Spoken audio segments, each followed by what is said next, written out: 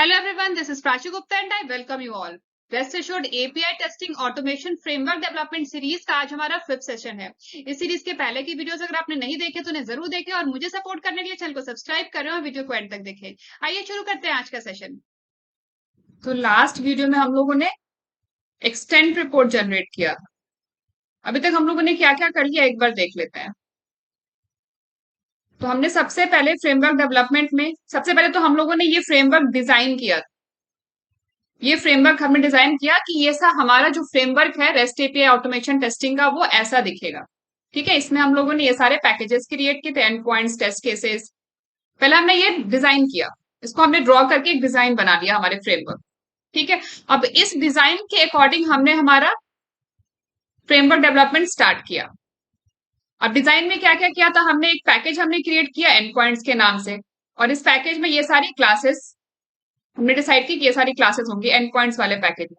फिर हमने एक और पैकेज क्रिएट किया टेस्ट केसेस के लिए, फिर एक और पैकेज किया पेलोड के लिए, फिर एक और पैकेज क्रिएट किया यूटिलिटीज के लिए, और एक फोल्डर क्रिएट किया टेस्ट डेटा के लिए। ठीक है, और एग्जीक्यूशन के लिए हम लोगों ने एक्सएमएल फाइल यूज किया टेस्ट एक्सएमएल की। हम टेस्ट केस को यहाँ तो हमने डेवलप कर लिया टेस्ट केस, अब इसको एग्जीक्यूट कैसे करेंगे। तो एग्जीक्यूट करने के लिए हमारे पास टेस्ट एक्सएमएल है, form.xml है, और रिपोर्टिंग के लिए क्योंकि एग्जीक्यूशन के बाद रिपोर्ट कैसे जनरेट होगी, तो वो extend report and test report, ये दो टाइप की रिपोर्ट जनरेट होंगी। तो अभी तक हमने एग्जीक्यूशन के लिए हमने टेस्ट एक्सएमएल तो हमने यूज किया है, लेकिन अभी हमने form.xml यूज नहीं किया एग्जीक्यूशन के लिए। form.xml में हमने सिर्फ अभी डिपेंडेंसीज मेंटेन की है। ठीक है, form.xml को अभी तक हमने एग्जीक्यूशन के लिए यूज नहीं किया, अभी हम आगे के सेशंस में करेंगे। ठीक है, लेकिन जब हमने टेस्ट एक्सएमएल यूज करके हमने जब टेस्ट केस को जनरेट किया, एग्जीक्यूट किया था, तो हमें ये रिपोर्ट्स मिली थी। ये टेस्ट रिपोर्ट भी हमने देख लिया था, और हमने लास्ट वीडियो में हम लोगों ने एक्सटेंड रिपोर्ट भी कैसे जनरेट करना है हमने ये भी देख लिया था। तो हम लोगों ने अभी तक ये सारा कर लिया है। तो जो हमने फ्रेमवर्क यहाँ पे डिजाइन किया था, इस फ्रेमवर्क के अकॉर्डिंग हमने क्या किया, हमने एक्लिप्स आईडी में जावा प्रोग्रामिंग लैंग्वेज यूज करके हमने यहाँ पे एक मेवन प्रोजेक्ट क्रिएट किया। एक्लिप्स आईडी में हमने यहाँ पे मेवन प्रोजेक्ट क्रिएट किया, और जो भी रिक्वायर्ड डिपेंडेंसीज है वो हम लोगों ने मेवन प्रोजेक्ट में यहाँ पे हमने ऐड कर दी। ठीक है, उसके बाद एज पर दिस डिजाइन हमने क्या किया, हमने एक फोल्डर स्ट्रक्चर क्रिएट किया। फिर ये जो भी क्लासेस हमें चाहिए थी एंड पॉइंट्स वाले में सारी क्लासेस हमने क्रिएट की। अब यहाँ पे हम डेमोन्स्ट्रेशन पर्पस के लिए हमने सिर्फ user and points dot Java create किया, क्योंकि हमने सैगर पेट स्टोर मॉड्यूल का हमने सिर्फ यूजर एंड पॉइंट वाला मॉड्यूल हमने इंप्लीमेंट किया है। Pet end point and store end point इसको हमने इंप्लीमेंट नहीं किया है। हमने जो टेस्ट केसेस क्रिएट किए थे वो भी हमने यूजर एंड पॉइंट के लिए क्रिएट किए थे, और हमने इसी के हिसाब से हमने इम्प्लीमेंटेशन भी किया है। ठीक है, जैसे हमने यूजर एंड पॉइंट को इम्प्लीमेंट किया है, ठीक वैसे ही आप पेट एंड पॉइंट्स और स्टोर एंड पॉइंट्स भी इंप्लीमेंट कर सकते हैं। ठीक है ना, आपको क्लियर हो जाएगा जब आप पहले की वीडियोस देखेंगे। उसके बाद हमने पेलोड के लिए हमने एक क्लास क्रिएट किया, और इसमें भी हमने सिर्फ एक ही पेलोड क्रिएट किया है, वो भी सिर्फ यूजर मॉड्यूल के लिए। जैसे हमने यूजर मॉड्यूल के लिए पेलोड क्रिएट किया, वैसे ही आप पेट्स पेलोड और स्टोर पेलोड इनके लिए भी क्रिएट कर सकते हैं। ठीक है, उसके बाद जो हमने टेस्ट केस क्रिएट किया, टेस्ट केस पैकेज के अंदर हमने जो टेस्ट केस क्रिएट किया वो भी हमने सिर्फ यूजर टेस्ट केस के लिए क्रिएट किया है। जैसे हमने यूजर टेस्ट केस के लिए क्रिएट किया है, वैसे ही आप पेट टेस्ट केस और स्टोर टेस्ट केस के लिए भी क्रिएट कर सकते हैं। ठीक है, अब यहाँ पे डेटा ड्रिवन टेस्टिंग के लिए हम लोगों ने एक डेटा प्रोवाइडर क्लास क्रिएट किया, और हमने एक एक्सेल यूटिलिटीज के लिए एक्सेल रीड करने का हमने एक यूटिलिटी क्रिएट किया, जो एक्सेल फाइल से डेटा रीड करता है। अब इसकी जरूरत क्यों पड़ी हमें, क्योंकि जो हमारा टेस्ट डेटा है ये एक्सेल फाइल में स्टोर्ड है, यूजर डेटा डॉट एक्सएलएस। जो हमारा टेस्ट डेटा है वो एक्सेल फाइल में स्टोर्ड है। तो इस एक्सेल फाइल को रीड करने के लिए हमने ये एक रीड एक्सेल फाइल करके हमने एक यूटिलिटी क्रिएट किया, उसको मैंने यहाँ पे एक्सेल यूटिलिटी करके यहाँ पे डिनोट किया है। ठीक है, अब इस यूटिलिटी को रीड करके हम एक्सेल फाइल से डेटा रीड तो कर लेंगे, लेकिन उसको जो टेस्ट केस हमने यहाँ पे क्रिएट किया है, इन टेस्ट केसेस को डेटा प्रोवाइड करने के लिए यहाँ पे टेस्ट एनजी में एक डेटा प्रोवाइडर होता है, उस डेटा प्रोवाइडर के लिए हमने एक क्लास क्रिएट किया है, डेटा प्रोवाइडर। टेस्ट एनजी का कॉन्सेप्ट है। ठीक है, ये सारा पहले की वीडियोस में डिटेल में एक्सप्लेन किया, आप लोग पहले का वीडियो देखेंगे तो आप लोगों को समझ में आ जाएगा। तो अभी तक हम लोगों ने ये सब कर लिया, और एक्सटेंड रिपोर्ट जनरेट करने के लिए हम लोगों ने एक यूटिलिटी क्रिएट किया, एक्सटेंड रिपोर्ट यूटिलिटी। ये लास्ट वीडियो में हम लोगों ने क्रिएट किया। ये देखिए, ये हमारा एक्लिप्स आईडी में जो प्रोजेक्ट हम लोगों ने क्रिएट किया है, टेस्ट एश्योर्ड ऑटोमेशन फ्रेमवर्क के नाम से। अभी तक जो भी हम लोगों ने कोड डेवलप किया है, जो भी डेवलपमेंट किया है, टेस्ट केस राइट किया है, वो सारा का सारा कोड मैंने आप लोगों से गिटहब पे शेयर कर दिया है। उसका लिंक डिस्क्रिप्शन बॉक्स में गिवन है, आप लोग देख सकते हैं। तो यहाँ पे एसआरसी टेस्ट जावा फोल्डर के अंदर ही हम सारे पैकेजेस क्रिएट कर रहे हैं। तो जो हमारा वर्किंग फोल्डर है वो एज ए ऑटोमेशन टेस्टर सिर्फ एसआरसी टेस्ट जावा फोल्डर है, और एसआरसी टेस्ट रिसोर्स फोल्डर है। ये एसआरसी मेन जावा ये आप चाहो तो डिलीट भी कर सकते हो, ठीक है, क्योंकि वो डेवलपमेंट पर्पस के लिए होता है। एज ए टेस्टर हम मोस्टली इसी में काम करेंगे, एसआरसी टेस्ट जावा और एसआरसी टेस्ट रिसोर्स फोल्डर में, ठीक है। तो एपीआई डॉट यूटिलिटीज इस पैकेज में हम लोगों ने ये क्लास क्रिएट किया था एक्सटेंट रिपोर्ट के लिए, extent listener class dot Java. तो यहाँ पे हम लोगों ने test NG listener interface use किया था। आई टेस्ट लिसनर ये एक इंटरफेस है, इसको हम लोगों ने इम्प्लीमेंट किया, ठीक है। ये सारा हम लोगों ने पहले के सेशन में कर लिया है। अब आज के सेशन में हमें क्या करना है, अभी हम लॉग्स क्रिएट करेंगे। अभी यहाँ पे हमने लॉग के लिए कोई फोल्डर हमने नहीं क्रिएट किया था, अभी हम इसको क्रिएट कर देते हैं, ठीक है। तो यहाँ पे अभी हम आज लॉग्स इंप्लीमेंट करेंगे, क्योंकि हम जो भी टेस्ट केस एग्जीक्यूट कर रहे हैं और हमें कुछ अगर इन्फॉर्मेशन लॉग करना है ड्यूरिंग एग्जीक्यूशन या पोस्ट एग्जीक्यूशन, तो वो इन्फॉर्मेशन को लॉग करने के लिए हमारे पास, तो अपने फ्रेमवर्क में लॉगिंग फीचर को इम्प्लीमेंट करने के लिए हम यूज करेंगे एक Java based utility log for J. अभी लॉग फॉर जे क्या है, इसको कैसे इम्प्लीमेंट करना है, ये सारा कुछ हम लोगों ने कोड स्टूडियो में जो एक सीरीज है सेलेनियम जावा सीरीज, उस सीरीज में हमने डिटेल में डिस्कस किया था। उस वीडियो का लिंक मैं डिस्क्रिप्शन बॉक्स में दे दूंगी, आप लोग देख सकते हैं। अगर आप लोगों को नहीं पता है कि लॉग फॉर जे क्या है और कैसे इसको इम्प्लीमेंट करना है, कैसे इस लाइब्रेरी यूटिलिटी को यूज करना है, तो मैं उसका लिंक आप लोगों को डिस्क्रिप्शन बॉक्स में दे दूंगी। उस वीडियो में हम लोगों ने डिटेल में डिस्कस किया है लॉग फॉर जे 2 के बारे में। आज की वीडियो में हम लोग उसको यूज कैसे करना है मैं आपको वो बता देती हूँ, ठीक है। तो ऑलरेडी जब हम लोगों ने सेलेनियम वेब ऑटोमेशन फ्रेमवर्क हम लोगों ने जब सीरीज किया था, तो उस सीरीज में भी जो हमने फ्रेमवर्क डेवलप किया था उसमें भी हमने लॉग फॉर जे2 इम्प्लीमेंट किया था। तो मैं वहीं से जो हमने लॉग फॉर जे2 इम्प्लीमेंट किया था, मैं वहीं से प्रॉपर्टी फाइल कॉपी कर रही हूँ, क्योंकि इसके लिए हमें एक प्रॉपर्टी फाइल चाहिए और इसकी हमें डिपेंडेंसीज भी चाहिए, ठीक है। तो डिपेंडेंसीज हम कहाँ अपडेट करते हैं, किसी भी लाइब्रेरी की डिपेंडेंसीज हम कहाँ अपडेट करते हैं, मेवन प्रोजेक्ट जब हम क्रिएट करते हैं तो pom.xml में करते हैं ना।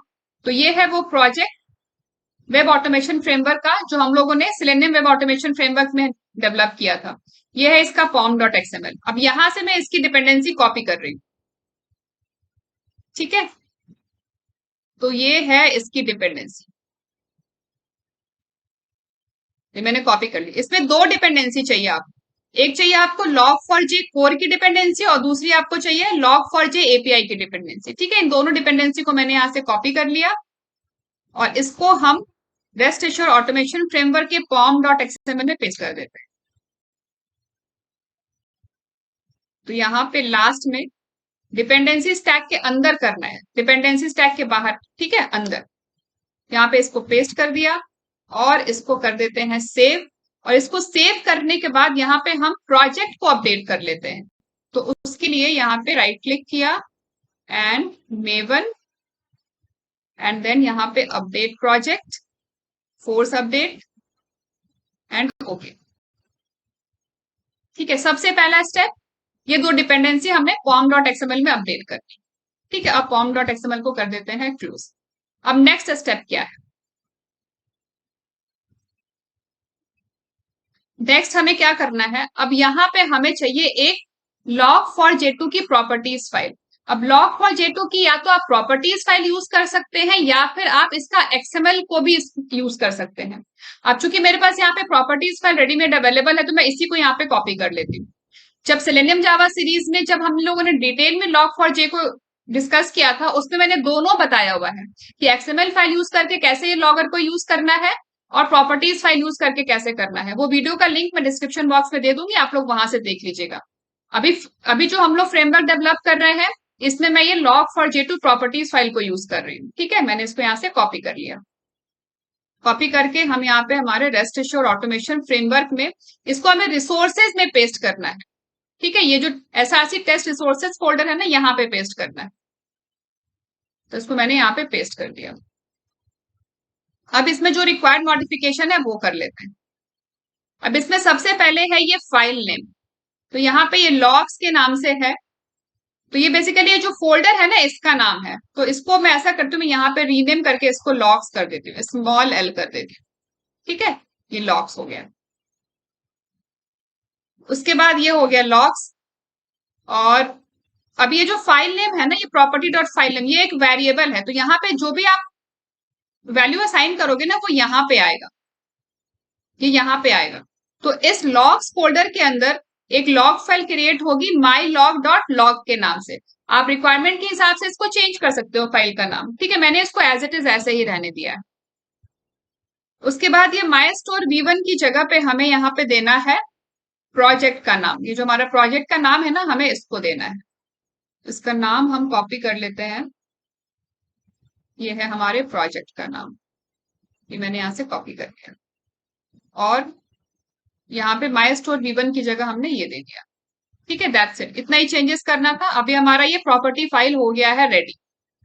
इसको सेव कर दिया एंड इसको मैंने क्लोज कर दिया। ये जो यहाँ पे पैटर्न है कि जो हमारा फाइल जनरेट होगा, उसमें जो इंफॉर्मेशन सेव होगा, जो लॉग मैसेजेस सेव होंगे, वो किस पैटर्न में सेव होगा। तो ये वहां पे ये वो पैटर्न दिया हुआ है।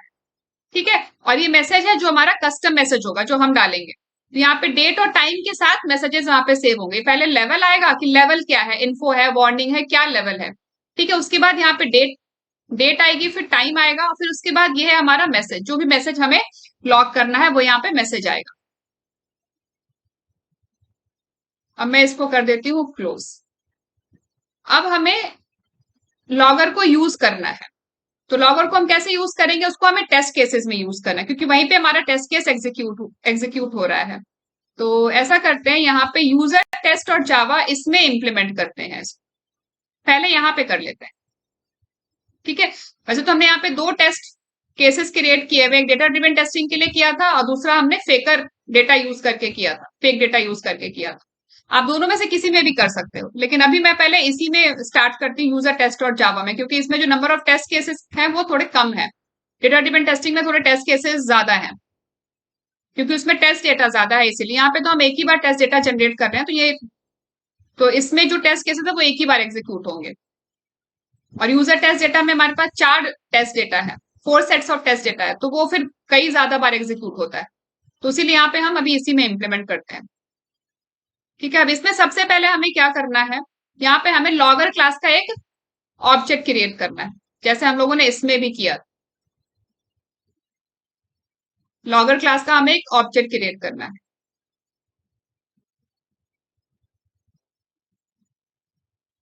ये देखिए, ये हम लोगों ने बेस क्लास में किया था, उसमें यहाँ पे हम अपने टेस्ट केसेस वाले क्लास में ही कर लेते। ठीक है, तो यहाँ पे जहाँ पे हमने सारे ऑब्जेक्ट क्रिएट किए हैं, कॉमनली यूज होने वाले टेस्ट केसेस के लिए, वो यहाँ पे हम कर देते। ठीक है, और यहाँ पे एरर आ रहा है कि मैंने इसका पैकेज इंपोर्ट नहीं किया, हमें इसका पैकेज भी इंपोर्ट करना है। तो यहाँ पे org dot Apache dot I think यही वाला पैकेज आएगा। हाँ, ठीक है। अब इसके बाद यहाँ पे हमें क्या करना है, अब यहाँ पे हमें लॉगर को ऑब्टेन करना है। We have to get logger, setup करना है लॉगर। तो उसके लिए हमारा क्या स्टेटमेंट होगा, लॉगर इक्वल्स, उसके लिए यहाँ पे हम लॉग मैनेजर यूज करेंगे, लॉग मैनेजर डॉट, यहाँ पे लॉग मैनेजर का हमें इंपोर्ट करना होगा, इसका भी। तो यहाँ पे हम उसको भी इंपोर्ट कर लेते हैं, लॉग मैनेजर को भी इंपोर्ट कर लेते हैं। यहाँ पे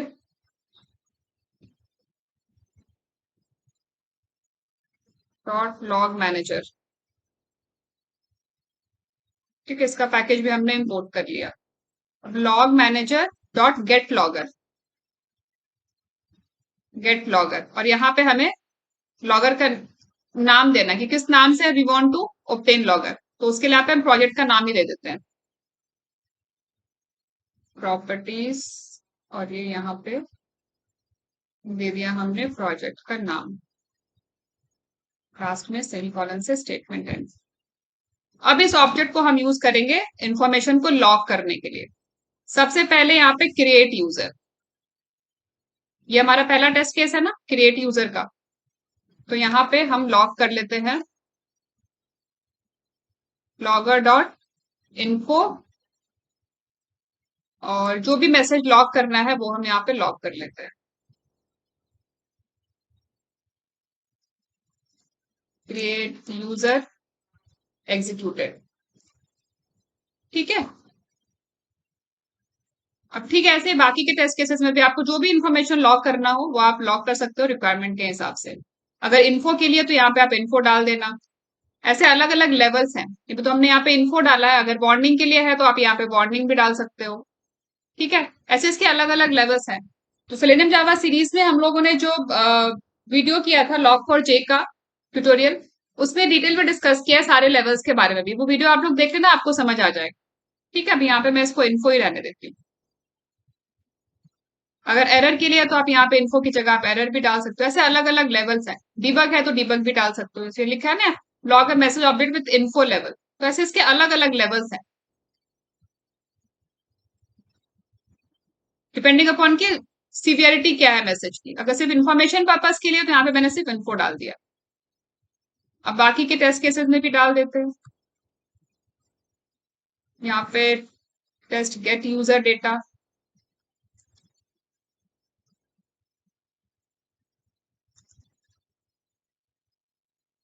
और अपडेट वाले में भी डाल देते हैं। तो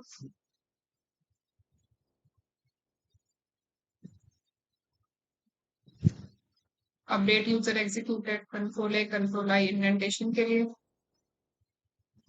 और क्या रहेगा, डिलीट रहेगा, डिलीट में भी डाल देते हैं।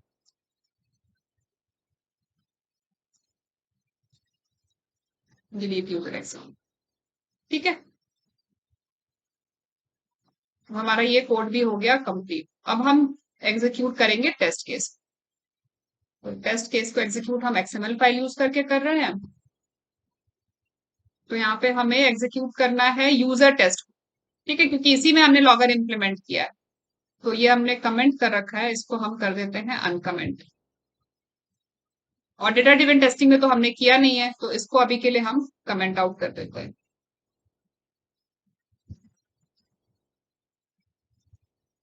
जिससे कि हमारा टेस्ट केस जल्दी एग्जीक्यूट हो जाए। ठीक है, तो अभी हमने सिर्फ एक ही क्लास को अनकमेंट किया। इस क्लासेस वाले टैग के अंदर बस एक ही क्लास है, तो इस क्लास में जो भी टेस्ट केसेस होंगे बस यही एग्जीक्यूट होंगे। ठीक है, इस एक्सएमएल फाइल को यूज कर right click, run as test NG sweet.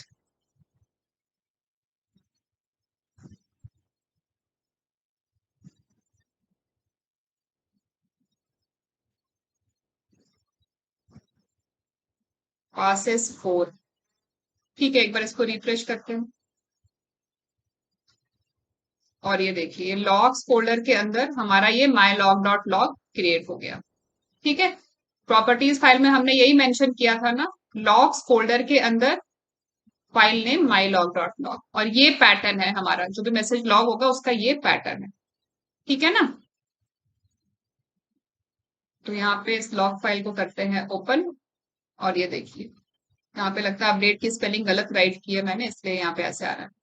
Level आ गया, डेट आ गया, टाइम आ गया, प्रोजेक्ट का नाम, और हमारा जो भी मैसेज है वो भी आ गया। ठीक है,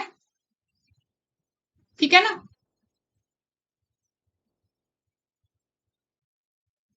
तो ऐसा करते हैं, इस अपडेट को करेक्ट कर देते हैं। यहाँ पे अपडेट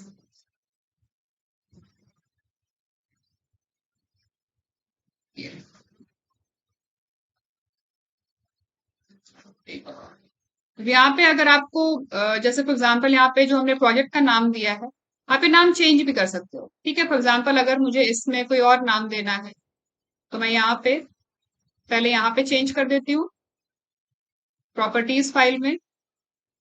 जैसे इसको मैंने कर दिया टेस्ट।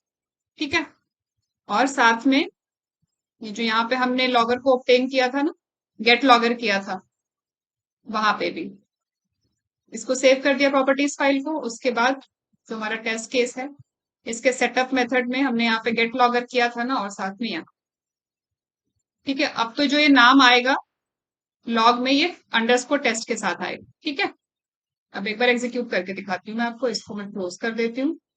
ये रहा हमारा XML file, right click, run as test engine test.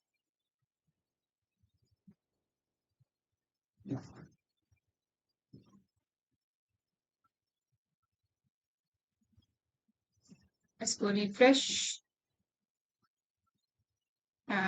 ये देखिए चेंज हो गया ना।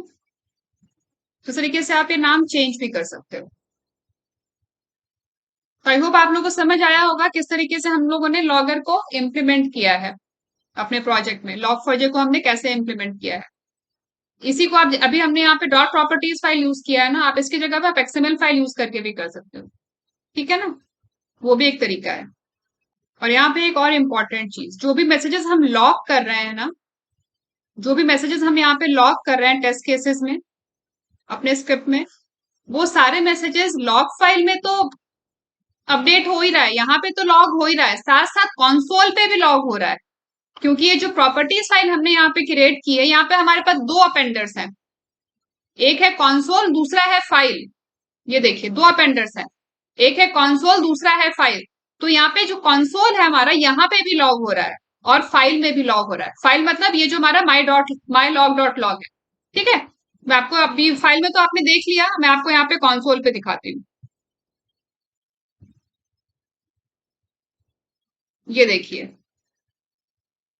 ये लॉक किया था ना हमने, ये यहाँ पे देखिए लॉक हुआ है। ठीक है, ऐसे बाकी भी टेस्ट केसेस में हम लोगों ने जो भी लॉक किया था वो भी आपको यहीं पे मिल जाएगा, कंसोल पे भी मिल जाएगा। आई मीन ये देखिए, gate user data executed, same message जो यहाँ पे लॉग फाइल में है, सेम मैसेज आपको यहाँ पे कंसोल पे भी मिलेगा, क्योंकि हमारे पास यहाँ पे दो अपेंडर्स हैं।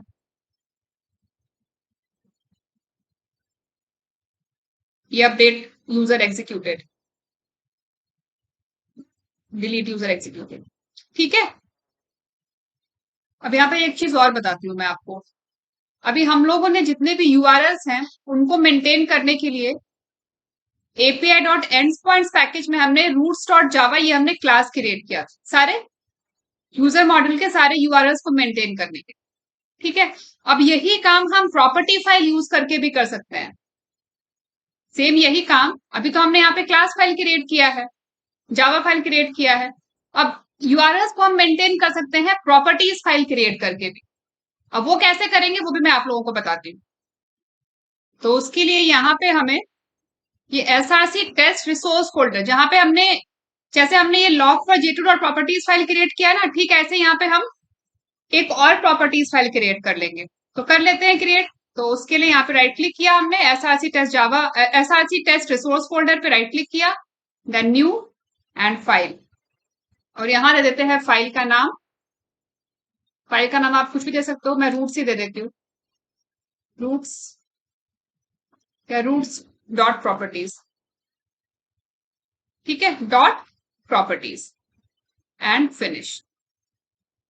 अब ये देखो एक और ये प्रॉपर्टीज फाइल यहाँ पे क्रिएट हो गई। अब इस प्रॉपर्टीज फाइल में जितने भी वेरिएबल्स हमने यहाँ पे क्रिएट किए थे यूआरएल्स के लिए, वो सारे हम वहां भी करेंगे क्रिएट। ठीक है, तो मैं इसको यहाँ से कॉपी कर लेती हूँ और यहाँ पे रूट्स डॉट प्रॉपर्टीज में, क्योंकि ये सारे यूआरएल्स है ना हमारे, तो इन्हीं के अकॉर्डिंग हमें यहाँ पे वेरिएबल्स क्रिएट करना है।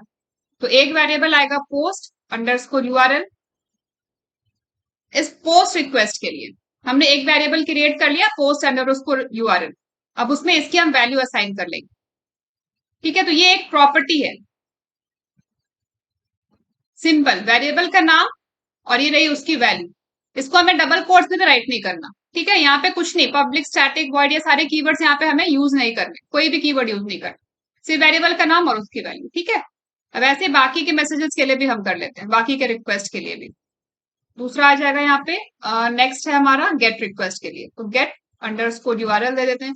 आप वेरिएबल का नाम अपनी रिक्वायरमेंट के हिसाब से कुछ भी दे सकते हैं, और ये रही इसकी वैल्यू। तो ये गेट यूआरएल हो गया। फिर अपडेट यूआरएल, अपडेट रिक्वेस्ट के लिए,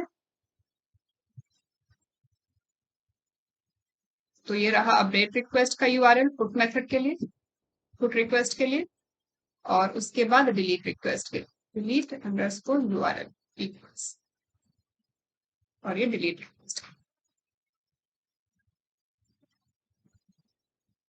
ठीक है, तो हमने ये सारे वेरिएबल्स क्रिएट कर लिए प्रॉपर्टी फाइल में, ये सारी प्रॉपर्टीज है। ठीक है, अब इनको हम कर देते हैं कमेंट। इसमें ऐसा वाला कमेंट नहीं चलता, इसमें हैश चलता है कमेंट के लिए, इसमें हम हैश यूज करते हैं।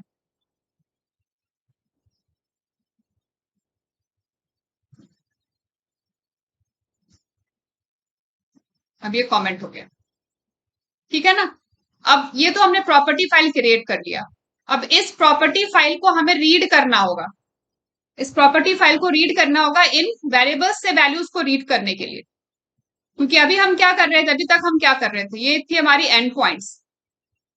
अब एंड पॉइंट्स में वैल्यूज, यूआरएल की वैल्यूज को रीड करने के लिए हमें रूट्स डॉट जावा इस क्लास को यूज कर रहे थे। लेकिन अब हम क्या करेंगे, अब हम प्रॉपर्टी फाइल से इनकी वैल्यूज को रीड करेंगे। ठीक है, तो मैं ऐसा करती हूँ, मैं इस फाइल को मॉडिफाई नहीं करती, इस फाइल को एज इट इज छोड़ देती हूँ आप लोगों के रेफरेंस के लिए, क्योंकि ये फाइल मैंने आप लोगों के साथ गिटहब पे शेयर किया हुआ है, सारा कोड आप लोगों के साथ मैंने गिटहब पे शेयर किया हुआ है। इसी फाइल की कॉपी और क्रिएट कर लेते हैं, उसमें हम प्रॉपर्टीज फाइल को यूज करके हम यूआरएल्स की वैल्यूज को हम फेच कर लेंगे। ठीक है, तो इसको मैंने कॉपी किया और यहीं पे इसको कर देते हैं paste. Sorry, roots dot properties, एक minute, right click, just second, इसको कर देती हूँ मैं क्लोज, सेव। अब इसको एक बार फिर से राइट क्लिक, कॉपी, यहाँ पे पेस्ट। क्लास का नाम ठीक है, यूजर एंड पॉइंट 2 रहने देते हैं। अब हमें यहाँ पे जो यूआरएल्स हैं हमें इनको रीड करना है इस प्रॉपर्टी फाइल से। ठीक है, अब जब हम लोगों ने सेलेनियम जावा ऑटोमेशन फ्रेमवर्क सीरीज किया था, तब हम लोगों ने प्रॉपर्टी फाइल जो क्रिएट किया था उसको रीड करने के लिए हमने read config dot Java class create किया था, एक यूटिलिटी क्रिएट किया था कॉन्फ़िगरेशन फाइल को रीड करने के लिए। तो इस यूटिलिटी में हमने क्या किया था, ये एक तरीका है, दो तरीके से आप प्रॉपर्टी फाइल से वैल्यूज को रीड कर सकते हो। हम लोगों ने सेलेनियम ऑटोमेशन फ्रेमवर्क में हम लोगों ने ये वाला तरीका यूज किया था जो मैं भी आप लोग को बता रही हूँ। इसमें हमने क्या किया था, हम लोगों ने रीड करने के लिए हम लोगों ने एक क्लास क्रिएट किया था, एक यूटिलिटी क्लास क्रिएट किया था। ठीक है, एक हमने क्लास क्रिएट किया था रीड कॉन्फिग नाम से। हमारे पास एक कॉन्फ़िगरेशन के लिए एक प्रॉपर्टी फाइल थी, कॉन्फिग डॉट प्रॉपर्टी फाइल। ठीक है, जिसमें हम लोगों ने base URL, browser, email, password, ये सारा स्टोर किया था। और इस प्रॉपर्टी फाइल को रीड करने के लिए हम लोगों ने एक यूटिलिटी क्लास क्रिएट किया था रीड कॉन्फिग के नाम से। ठीक है, तो आप लोग भी प्रॉपर्टी फाइल को रीड करने के लिए ऐसे एक यूटिलिटी क्लास क्रिएट कर सकते हो। ठीक है, ये पहला मेथड है। इसके बाद एक और मेथड है, वो भी बताऊंगी आपको। इसमें कुछ नहीं करना है, ये बहुत ही सिंपल है। इसमें एक कंस्ट्रक्टर है जिसमें हम लोगों ने वेरिएबल क्रिएट किया था फाइल इनपुट स्ट्रीम के लिए, प्रॉपर्टी फाइल को लोड करने के लिए। यहाँ पे हमने प्रॉपर्टी फाइल को लोड किया है और जितने भी वेरिएबल्स हैं हमारे प्रॉपर्टी फाइल में उन सबको रीड करने के लिए हम लोगों ने यहाँ पे मेथड क्रिएट किया है, गेट बेस यूआरएल। यहाँ पे बेस यूआरएल है ना, ये इस बेस यूआरएल को रीड करने के लिए यहाँ पे प्रॉपर्टी फाइल में हमने एक मेथड क्रिएट किया, गेट बेस यूआरएल। ब्राउजर की वैल्यू को रीड करने के लिए स्ट्रिंग ब्राउजर, ईमेल को रीड करने के लिए गेट ईमेल,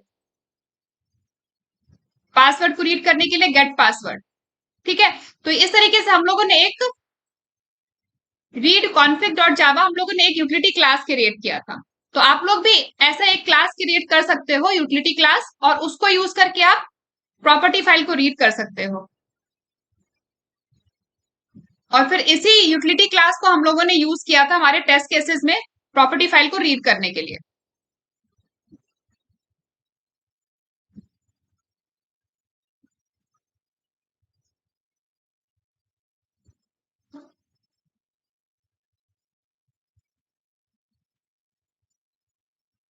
ये देखिए, रीड कॉन्फिग का हम लोगों ने यहाँ पे एक ऑब्जेक्ट क्रिएट किया, रीड कॉन्फिग क्लास का हम लोगों ने यहाँ पे ऑब्जेक्ट क्रिएट किया। अब हमें यहाँ पे यूआरएल की वैल्यू चाहिए जो इस प्रॉपर्टी फाइल में है। तो उसके लिए हमने क्या किया, इस ऑब्जेक्ट को यूज करके गेट बेस यूआरएल, हमने इस मेथड को कॉल कर लिया, गेट बेस यूआरएल। तो यहाँ पे क्या होगा, एक स्ट्रिंग में ये बेस यूआरएल रिटर्न हो जाएगा। ठीक है, तो आप लोग ये वाला मेथड भी यूज कर सकते हो। इसके अलावा एक और मेथड है, अभी मैं आप लोगों को वो एक्सप्लेन करती हूँ रेस्ट ऑटोमेशन फ्रेमवर्क में। वो है यूजिंग रिसोर्स बंडल।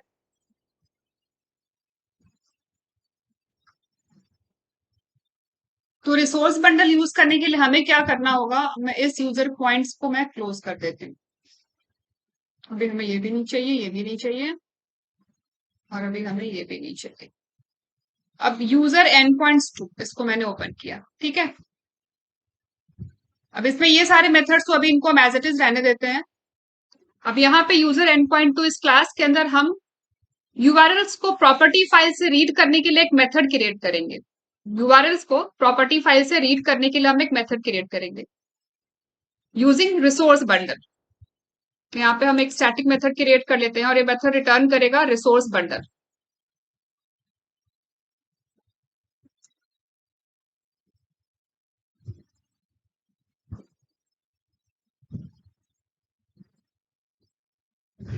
और यहाँ पे रिसोर्स बंडल जावा डॉट यूटिल, इसको हमने इंपोर्ट कर लिया। और यहाँ पे हम एक रिसोर्स बंडल का ऑब्जेक्ट क्रिएट कर लेते हैं, उसका नाम दे देते हैं रूट्स, या फिर कुछ भी नाम दे सकते हो आप, रूट्स ही दे देते हैं। Routes equals resource bundle dot get bundle. अब यहाँ पे हमें जो हमारी प्रॉपर्टी फाइल है उसको यहाँ पे हमें मेंशन करना है, उसको लोड करना है बेसिकली, ठीक है, गेट बंडल। और यहाँ दे देंगे हम प्रॉपर्टी फाइल का नाम। तो ये रहा हमारी प्रॉपर्टी फाइल, रूट्स नाम है प्रॉपर्टी फाइल का, तो यहाँ पे डबल कोट्स में रूट्स, ठीक है। अब ये जो गेट बंडल मेथड है, ये बाय डिफॉल्ट इसी पाथ से रीड करेगा प्रॉपर्टी फाइल को, तो हमें यहाँ पे कंप्लीट रूट्स का पाथ देने की जरूरत नहीं है, ठीक है। ये एसआरसी टेस्ट रिसोर्स फोल्डर में ही रूट्स को सर्च करेगा, तो हमें यहाँ पे कंप्लीट पाथ देने की जरूरत नहीं है। गेट बंडल मेथड ये एसआरसी टेस्ट रिसोर्स फोल्डर, इसी फोल्डर से रूट स्लॉट प्रॉपर्टी को रीड करेगा।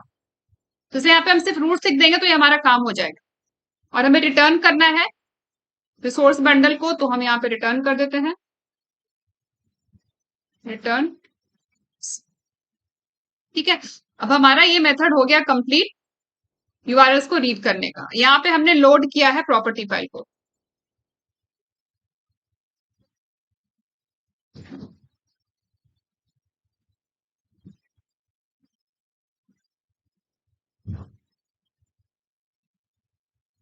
अब हम क्या करेंगे, इस गेट यूआरएल मेथड को यूज करके यहाँ पे हम यूआरएल को रीड करेंगे। अब यहाँ पे क्या होगा, हमने ये जो यहाँ पे मेथड क्रिएट किया है, ये हमें सारे रूट्स रिटर्न कर देगा, मतलब जितने भी वेरिएबल्स है ना इस रूट्स डॉट प्रॉपर्टीज फाइल में, ये सारे रिटर्न करेगा। लेकिन हमें यहाँ पे एक एक करके इनको फेच करना है, ठीक है। जहां पे जब हमें जरूरत पड़ेगी पोस्ट यूआरएल की, तब हम पोस्ट यूआरएल रीड करेंगे, जब हमें गेट यूआरएल की जरूरत पड़ेगी तो हम गेट यूआरएल रीड करेंगे। ऐसे हमें वन बाय वन इनको रीड करना है, सारे हमें एक साथ नहीं चाहिए। तो उसके लिए हम क्या करेंगे, यहाँ पे फॉर एग्जाम्पल ये क्रिएट यूजर का ले लेते हैं, यहाँ पे हमें चाहिए पोस्ट यूआरएल, है ना। तो पोस्ट यूआरएल के नाम से यहाँ पे हम एक स्ट्रिंग वेरिएबल क्रिएट कर लेते हैं, string post URL equals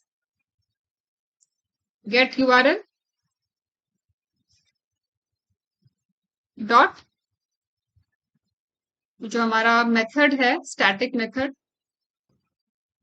get URL dot get string. और यहाँ पे हम एक की का नाम दे देंगे। की मतलब ये जो हमारा वेरिएबल है ना उसका नाम, ये है की पोस्ट यूआरएल, यहाँ पे डबल कोट्स में की।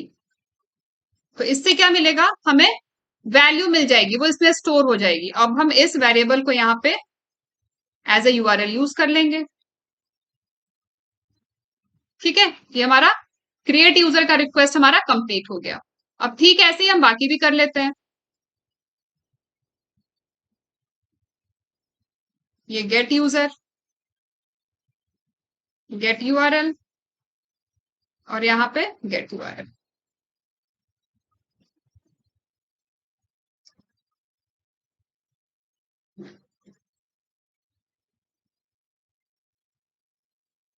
इसके बाद अपडेट यूजर में सॉरी,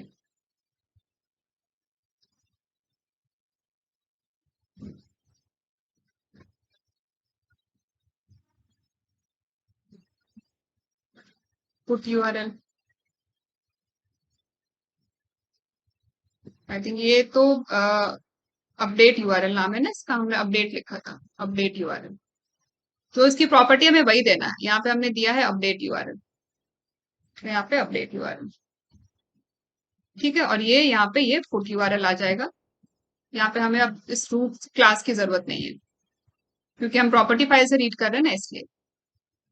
अब यहाँ पे नेक्स्ट आ जाएगा हमारा डिलीट रिक्वेस्ट, ये लास्ट है।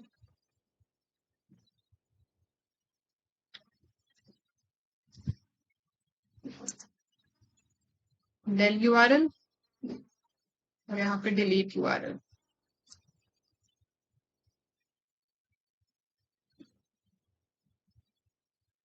ठीक है, तो इस तरीके से हमारे सारे रिक्वेस्ट हो गए कंप्लीट। अब जो हम यूआरएल रीड कर रहे हैं वो हम इस रूट्स डॉट प्रॉपर्टीज से रीड कर रहे हैं।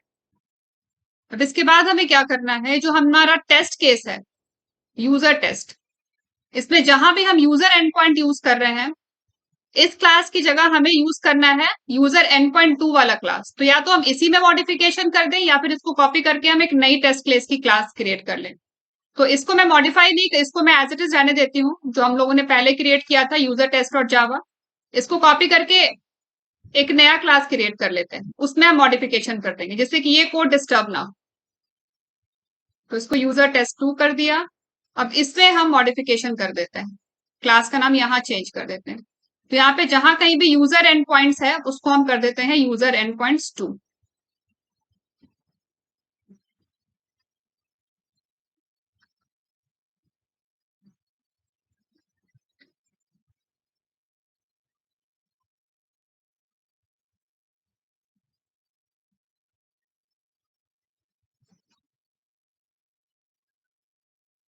तो यहाँ पे हमें पैकेज भी इंपोर्ट करना होगा, यूजर एंड पॉइंट्स 2।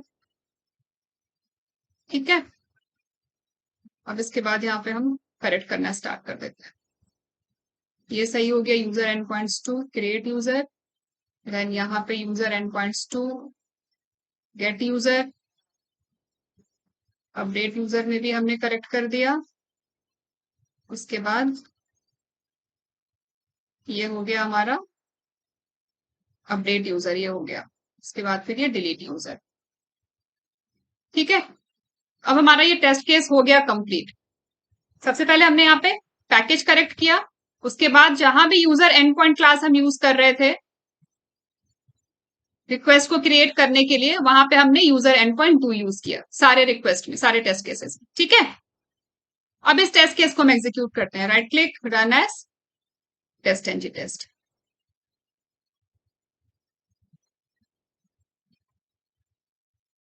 ये देखिए हमारा टेस्ट केस का एग्जीक्यूशन स्टार्ट हो गया। अब जो हम यूआरएल रीड कर रहे हैं वो हम प्रॉपर्टीज फाइल से रीड कर रहे हैं, रूट्स डॉट प्रॉपर्टीज फाइल से। ठीक है, तो दोनों ही तरीके से मैंने आपको बताया, या तो फिर आप ऐसे कॉन्फ़िगरेशन फाइल क्रिएट कर लीजिए रीड करने, यूटिलिटी फाइल क्रिएट कर लीजिए रीड करने के लिए, जैसे हम लोगों ने सेलेनियम ऑटोमेशन फ्रेमवर्क में किया था, रीड कॉन्फिग डॉट जावा। इसका भी पूरा सोर्स कोड गिटहब पे अवेलेबल है, मैं आप लोगों से सेलेनियम ऑटोमेशन फ्रेमवर्क का भी सारा का सारा सोर्स कोड शेयर कर दूंगी। ठीक है, वो भी गिटहब पे अवेलेबल है, आप लोग वहां से ये फाइल कॉपी कर सकते हो, ये भी बहुत सिंपल है। या फिर आप रिसोर्स बंडल यूज करके भी कॉन्फ़िगरेशन फाइल को रीड कर सकते हैं। ठीक है, तो आई होप आप लोगों को समझ आया होगा कि किस तरीके से हम लोगों ने प्रॉपर्टीज फाइल में यूआरएल को मेंटेन किया, और उसको रीड करके हमने यूआरएल को हम लोगों ने प्रॉपर्टीज फाइल से रीड किया, और उस यूआरएल से हम लोगों ने रिक्वेस्ट क्रिएट किया। तो आज के सेशन में हम लोगों ने क्या क्या किया, हम लोगों ने तो लॉगर इंप्लीमेंट किया,